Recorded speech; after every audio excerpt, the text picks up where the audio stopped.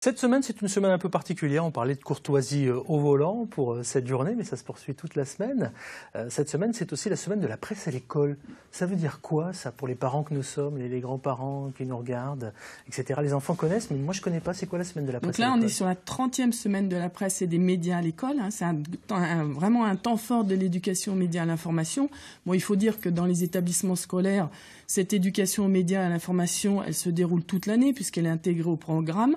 Mais là, c'est un temps fort parce que les médias se sont engagés à offrir gratuitement des journaux, des accès au site web gratuitement. Et donc, ça permet une découverte des médias, du modèle médiatique, du système médiatique aux élèves. Ça, c'est un point fort. Et le deuxième, c'est développer son esprit critique par des activités qui vont être faites. Voilà. Qui me semble très important. Quand vous dites éducation aux médias pour nos enfants et nos petits-enfants, ça veut dire quoi? Ça veut dire que vous leur expliquez, par exemple, ce que sont les fausses informations, les fake news, comment on va chercher une information, comment on vérifie une information, etc. C'est notre travail au quotidien, de travailler sur la fiabilité de l'info, de vérifier ses sources. Donc, on a des tas de dispositifs.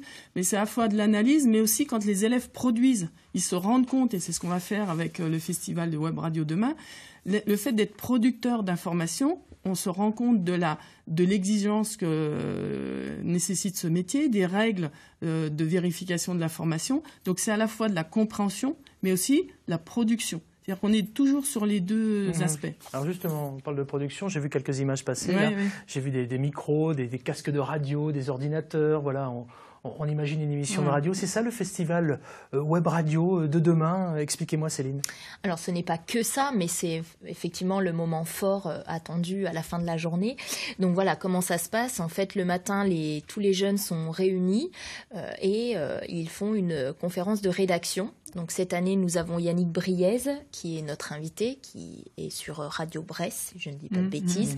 Et donc, c'est lui qui va guider un petit peu nos jeunes vers des sujets soit d'actualité, soit culturels, soit sportifs. Donc, c'est vraiment des sujets qu'ils auront choisis eux. À partir de ce moment-là, ils partent à l'aventure. Donc, effectivement... Une aventure commandée, quand même, parce qu'on vous commande un sujet avec un angle précis, c'est ça? Oui, tout à fait. C'est tout à fait ça. Donc, effectivement, il y a des notions aussi qu'ils vont découvrir au cours de cette journée. Et donc, soit ils partent commencer leurs recherches, ils préparent des interviews, ensuite ils se rendent dans les lieux pour répondre de reportage, pour répondre à leurs besoins. Et à la fin de la journée, ils doivent rendre tous leurs documents, aussi bien audio que papier, et enregistrer. Donc, comme on a vu tout à l'heure, comme on le voit même maintenant. Une émission de radio? Tout à fait, dans les conditions du direct. Qui sera diffusée où? Qui sera diffusée sur la page Facebook de Positive Radio. Donc l'enregistrement aura lieu de 16h à 17h et on m'a confirmé qu'à partir de 20h, ce serait disponible sur le site. Alors ça fait déjà quelques années que ce festival existe. Il a lieu demain. Il s'adresse aux enfants de quel âge? Parce que là, j'en vois, c'est des préados, c'est ça, c'est des ados? Alors nous, on a des secondes. Parfois, on a de la seconde à la terminale. C'est des lycéens en règle générale. Nous, on privilégie les secondes parce que c'est une thématique qui est abordée en français. Donc c'est vrai que ça rentre dans le programme totalement. C'est un des buts de la semaine de la presse à l'école, ça? Oui. Toute cette semaine, on va avoir des tas d'événements, des tas d'activités. Et donc, demain, on commence par ce festival de Web Radio. Il faut savoir aussi que les établissements mettent en place, reçoivent des journalistes, des dessinateurs de presse, des photographes pour être à la rencontre de ceux qui produisent l'information. Et puis parler de ce qui va se passer cette année. On le voit sur l'affiche là, du 18 au 23 mars, donc on est en plein dans la semaine, c'est la 30e, c'est l'anniversaire. C'est l'information sans frontières, ça veut dire quoi? C'est un thème. Alors là, on peut le décliner sans frontières géographiques, et c'est vrai que certains vont aller enquêter, interviewer des personnes qui sont à l'étranger ou qui sont étrangers, qui vivent en France, mais ça peut être des frontières sociales, ça peut être des frontières technologiques, et donc il y a toute une réflexion. Le mot sans frontières, c'est un point d'interrogation. Est-ce qu'on est tous journalistes, par exemple? Grosse question. Avec le fameux portable dont on parle avec Clément Guillon, des usages des réseaux sociaux. N'importe qui fait des images, n'importe qui les balance sur les réseaux sociaux. De la désinformation, des fake news, donc on peut réfléchir à ça. Est-ce qu'on est tous journalistes aujourd'hui? Est-ce qu'on peut être considéré comme tous journalistes? Et donc, c'est vrai que cette semaine va être très riche en événements, en activités. C'est un temps fort. Ouais. Et en découverte pour des futures vocations. Bien sûr. Il va falloir nous remplacer bientôt. C'est eux l'avenir. C'est eux l'avenir. Il n'y a pas de souci.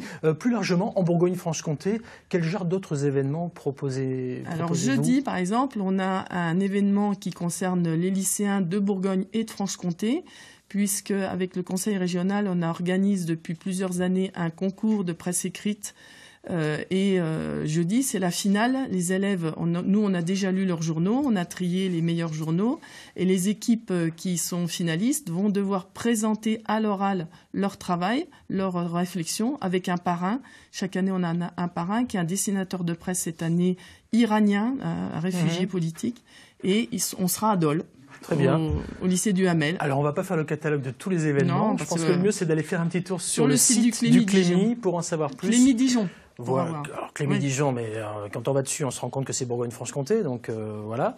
Non, mais il faut quand même le préciser, parce que c'est important, parce qu'autrement, on va s'imaginer que c'est que Dijonais, et pas du tout. Donc, si vous voulez en savoir plus sur toutes les initiatives en cours, vous allez faire un tour sur le site général du Clémy, plus largement.